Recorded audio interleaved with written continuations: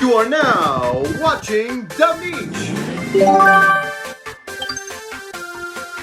I'm ready to finally state the facts. SpongeBob games are actually peak.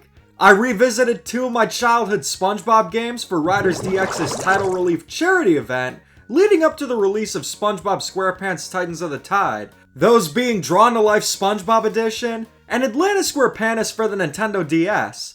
While licensed games have the reputation of being nothing more than slop, solely designed to trick grandmas into getting Yogi Bear for their spoiled good-for-nothing grandson, SpongeBob games have historically been great.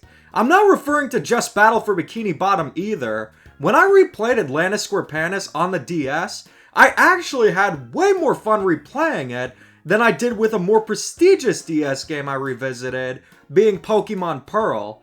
Drawn to Life SpongeBob Edition is the reason why I wanted a Nintendo DS for my birthday back in 2009.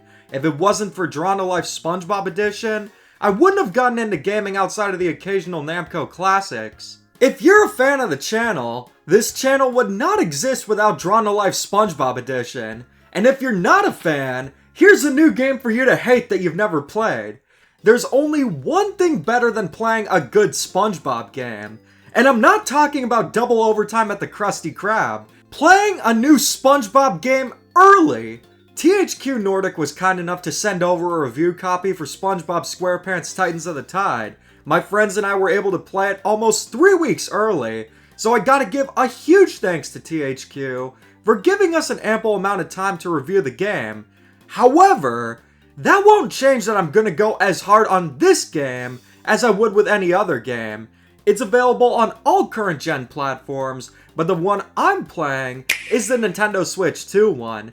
After beating Titans of the Tide, there is a lot to say about the game, so the question is Titans of the Tide a banquet of Krabby Patties, or is it about as stinky as Davy Jones' locker? But before getting into it, I have an announcement to make.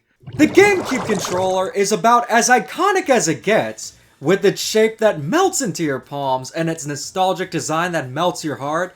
There's a good reason to have a GameCube controller on you in 2025, especially with Kirby Air Riders. But what if I were to tell you that the GameCube controller just got better? This is the Nixie Wizard 2. At face value, it looks like a modern GameCube controller, but there's a lot more to the Wizard 2 than what meets the eye. Taking a look at the controller itself, the build quality is excellent. Everything feels sturdy and premium. They nailed that GameCube purple too.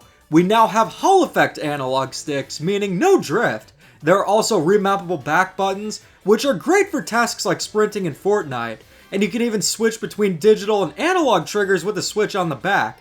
But here's where things get even cooler. The Wizard 2 are actually split controllers, just like Joy-Cons. You can detach them and connect them to your original Nintendo Switch or Nintendo Switch OLED. Also Nintendo Switch 2 with an adapter. The adapter is only $1 if you get the Wizard 2 today as part of their Black Friday sale. They're way more comfortable than Nintendo's own Joy-Cons, and they're perfect for an extended sesh of Super Monkey Ball in the Woods. But even if you want to use a Wizard 2 like a standard controller, it's perfect for that too. The best way to play Kirby Air Riders is with a GameCube controller. And to no surprise, you can even play the GameCube games on Nintendo Switch 2 with the Wizard 2. And guess what? There's even an adapter that comes with the Wizard 2 that lets you connect it to an original GameCube, so no need for an expensive Wavebird anymore. If you want to get the Nixie Wizard 2, the link will be in the description. Our story begins with something very clearly wrong. It's not what you think either. Mr. Krabs is hosting a special where Krabby Patties are half off. This is the same guy who sold SpongeBob Soul for 62 cents. What is Mr. Krabs trying to achieve? Is the Krusty Krab facing hard times? And does he need more customers? Or has he had a change of heart? In the end, he couldn't price gouge King Neptune this time, because King Neptune hears about the special and attends. But the Flying Dutchman also does. King Neptune cuts the Flying Dutchman in line, and they get into a massive argument about who the superior ruler of the sea would be. We know that Bikini Bottom is ruled under King Neptune. You have one of the greediest dining establishments, and the citizens literally can't function without Krabby Patties. There aren't enough bus times, meaning there's poor infrastructure. Barely any job opportunities too. Come to think of it, Bikini Bottom sounds horrible to live in. Honestly, Bikini Bottom is one malfunctioning grill away from becoming Gotham. We get to see what Bikini Bottom is like under the Flying Dutchman's rule. Many of the citizens become flat out ghosts. Still beats getting ghosted though, and Bikini Bottom has a spooky green glow surrounding it. After all the chaos, SpongeBob and Patrick team up to stop King Neptune and the Flying Dutchman from fighting, and of course to save the Krusty Krab. When will they realize that fighting is wrong? I primarily cover Mario games, and games that are similar. The marquee difference between a SpongeBob game and a standard 3D platformer is that SpongeBob games are based on the cartoon. The characters and their personalities have been established longer than I've even been alive. But make no mistake, despite being born at the tail end of '99, I am a 90s kid. Solely to go on about how much better things were in the 90s. Considering this is a SpongeBob game, how well does it capture the magic of the series? If you've been watching new episodes of SpongeBob, this series has essentially become a parody of what parents think it's all about. Gone is the wit, and in are the noises, wacky faces, and Ice Spice. It's pretty much brain rot at this point. Look, I enjoy myself some brain rot, and I also enjoy SpongeBob, but just like the garbage and recyclables, don't mix them together. Thankfully, Titans of the Tide is way more in line with a good classic SpongeBob episode. There are a lot of jokes that are clever and have wit to them. Even Squilliam returns. He's a side character, but man, he is as pretentious as ever. Even if he wasn't on the show in a major way for 15 years, some things never change. It's actually more reminiscent of the golden era of SpongeBob than the show is currently. And especially the fourth movie. If you love classic SpongeBob, you'll feel right at home with Titans of the Tide. All of the characters and their personalities are spot on. SpongeBob, cheerful and naive. Mr. Krabs, greedy as usual. King Neptune, still an absolute irredeemable. I've noticed nothing good ever happens when King Neptune appears. The only character a little out of character is Patrick. I didn't know there was hidden brain coral in the game, because Patrick is unusually smart. I talked about his union rights before. See that you do, or I'm docking your pay. If you do, you will hear from my union! What do you... But there's a lot that'll make you think, is Patrick secretly a genius? I don't think Patrick was ever smart. He's always been an idiot, but the classic seasons brought nuance to it. Like how he genuinely thought going to the Hooks Carnival was a good idea, and he just wanted to show SpongeBob a fun time. Titans of the Tide's Patrick, he'd probably sensed something fishy was going on with that carnival. He's smarter than usual, but Patrick is very likable. Titans of the Tide does an excellent job capturing the magic of the series, and you can easily tell that developers are also SpongeBob fans just like we are. And if you're not a SpongeBob fan, what are you doing here? The only critique I have with the writing and the story is that they can feel abrupt. Now in a case when SpongeBob and Patrick are goofing off with the ghostly BFF ring, I'm actually a fan of that. They didn't do a huge backstory for why SpongeBob transformed into a ghost. He just did, and the BFF ring can let Patrick turn into one too. Classic SpongeBob and Patrick goofiness, but the story itself, it feels like it ends as soon as it starts. You will see King Neptune and the Flying Dutchman in cutscenes semi-frequently, but there's not much build up to the climax. It just kinda happens and that's it. That's only a critique with the story, as the writing and characterization, on point. Story! Writing! Characterization! Wait, nobody comes to a game for character design! Well, except for this one guy. They come for gameplay! Can I just say that 2025 has been an amazing year to be a 3D platforming fan? I'm always down for a SpongeBob game, but a 3D platforming SpongeBob game? You can say I'm down like a clown, Charlie Brown. Titans of the Tide succeeds the general core gameplay established in Cosmic Shake, but while I found Cosmic Shake to be a bit too simplistic and linear, Titans of the Tide is way more engaging and even more open. The signature mechanic of Titans of the Tide is that you can switch between SpongeBob and Patrick with the press of a button. They play a bit differently too. SpongeBob can karate kick in the air and blow bubbles, but isn't exactly a strong guy. That's because he's a big guy. Patrick, on the other hand, can brawl much better, and he can grab items. Remember how I brought up Atlantis SquarePants DS earlier? Titans of the Tide sort of feels like a successor to it. That game was all about swapping between characters and solving puzzles with their abilities.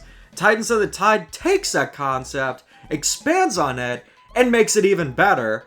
Atlantis SquarePants DS is a pretty standard 3D platformer, which, in the grand scheme of things, considering it's a Nintendo DS game from 2007 that was developed in about a year, that's actually insane. It's really impressive they were able to make such a good game on such a time crunch. I might review it. Let me know if that would be something you'd be interested in seeing, as I'm always looking for new video ideas. But with Titans of the Tide, there's a lot more power and scope to work with. The level design is fully centered around swapping between the two characters, allowing for some excellent platforming and puzzle solving. You can just see how well the game flows switching between SpongeBob karate kicking balloons to Patrick burrowing in the sand. Neptune's Palace, that's where Titans of the Tide really clicked for me. You'll need to hit color changing lanterns to make platforms appear, and we'll need to switch between SpongeBob and Patrick to solve the palace's puzzles. By combining swapping with platforming, I was constantly engaged playing Titans of the Tide. Never a dull moment, always something going on. There are the main quests which you'll complete in a linear fashion.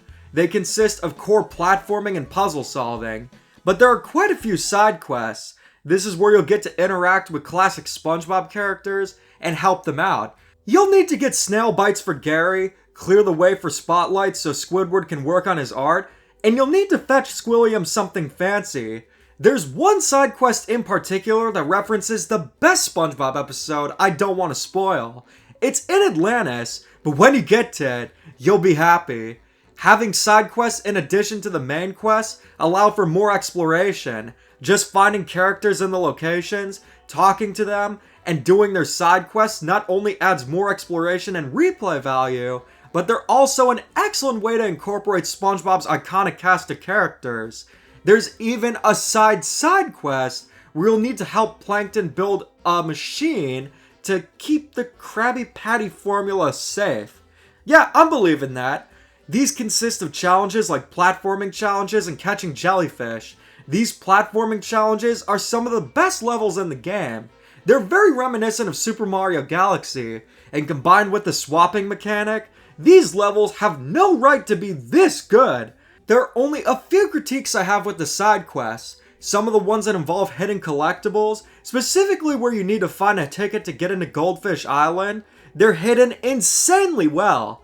I also wish there were more side quests in general. Not only for more content, but they also could have a lot of characters to choose from.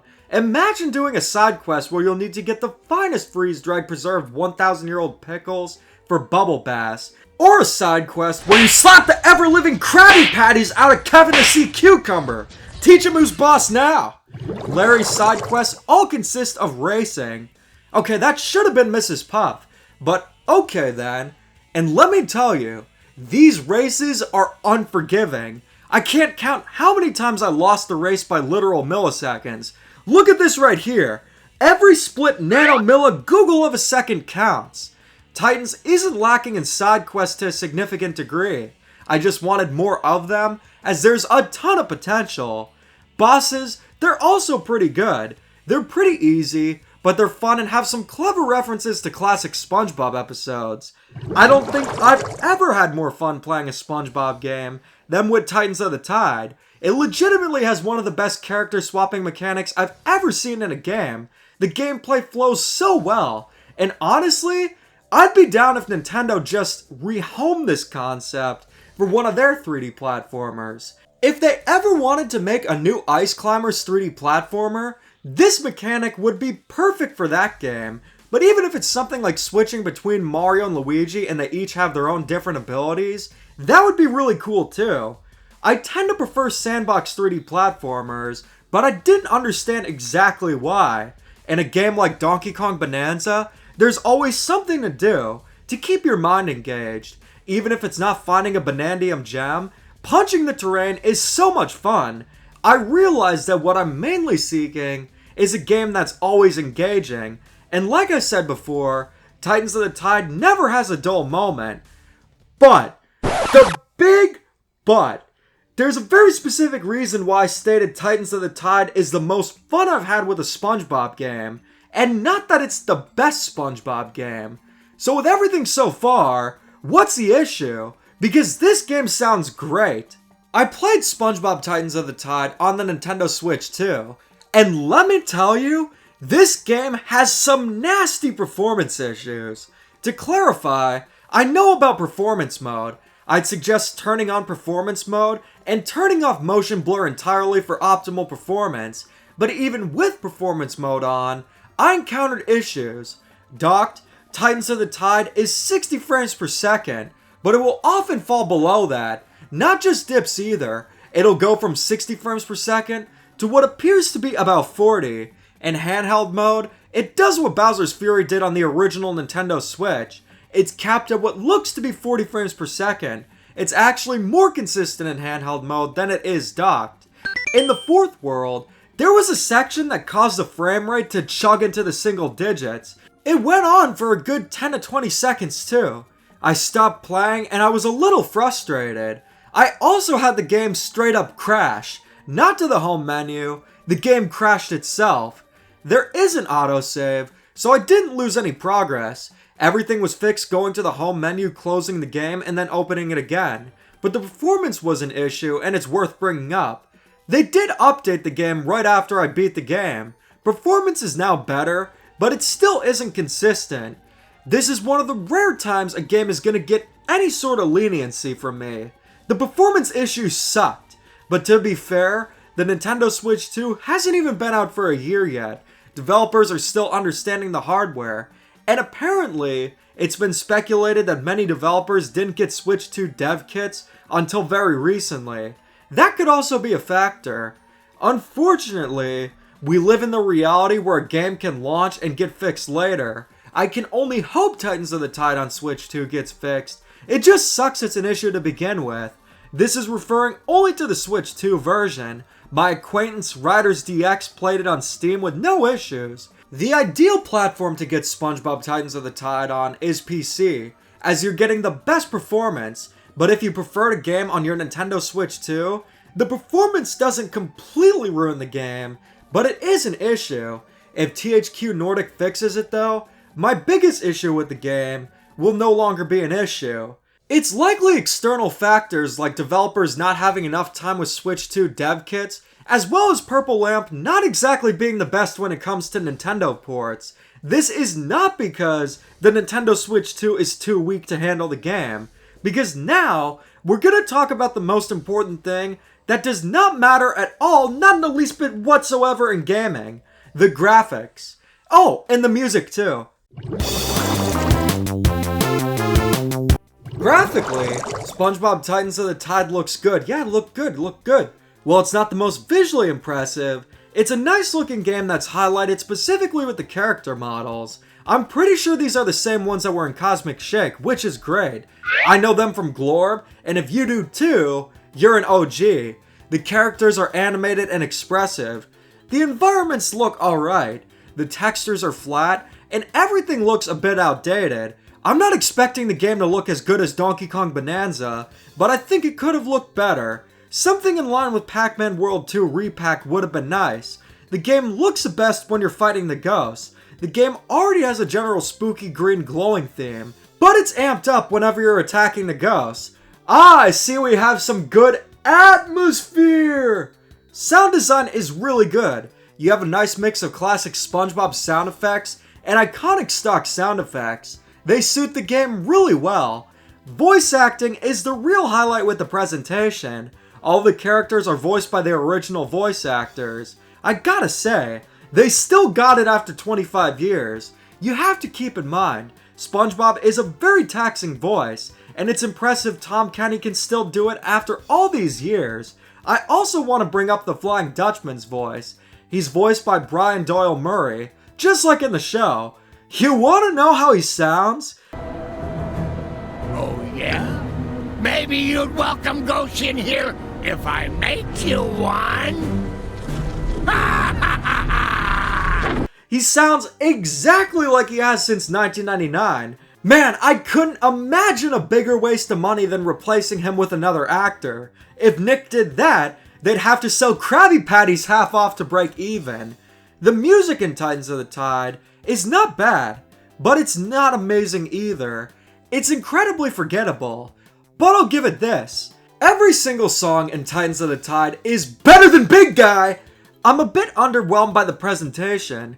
Usually I just say, par for the course for licensed games, but considering just how dang good the gameplay is, I wanted the presentation to be of a similar caliber. It doesn't go above and beyond what you'd expect, but it's serviceable.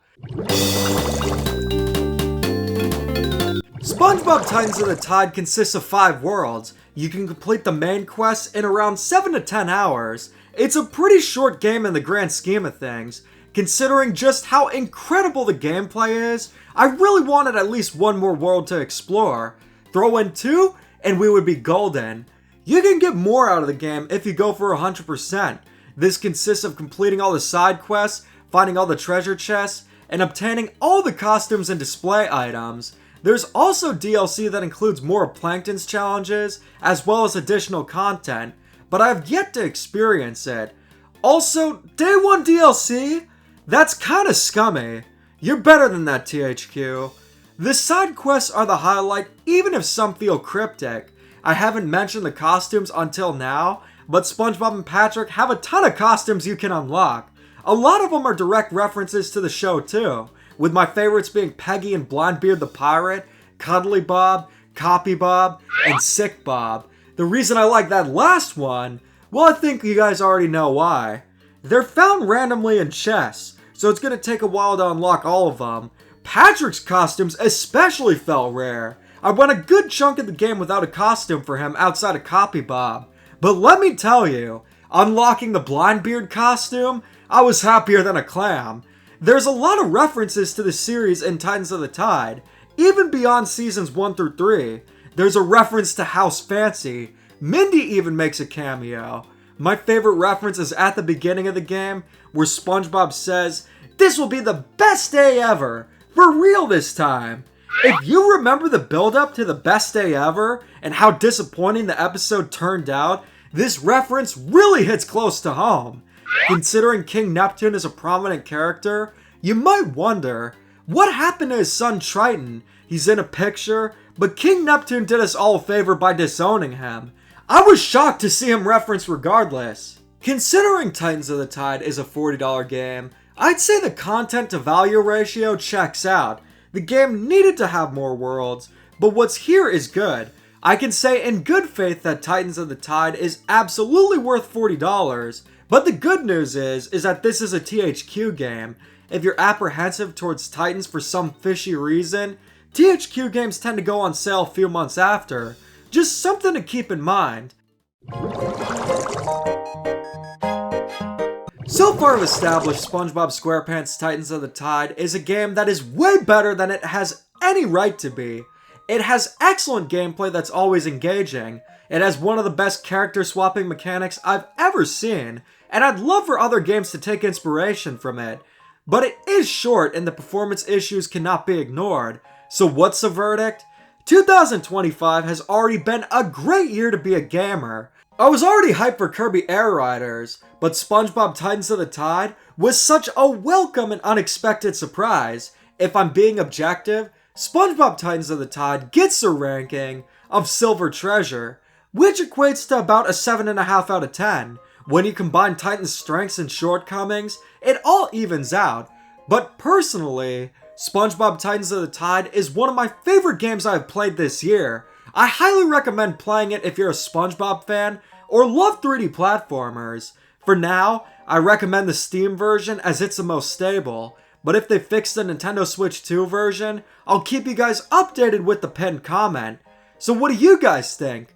Special shout out to Super Squirrel Studios, Reese, Ultra Bomber 64, Fast Phantom 7, Soshi the Yoshi, Generic Rust, Colin Wickham, Paper Brothers, Marcus TZB, Glitzy Terror, Mavins, the Ender Kirby, and our newest member John Nook for being such awesome channel members. You can get a shout out at the end of the video too, as well as other perks if you become a channel member.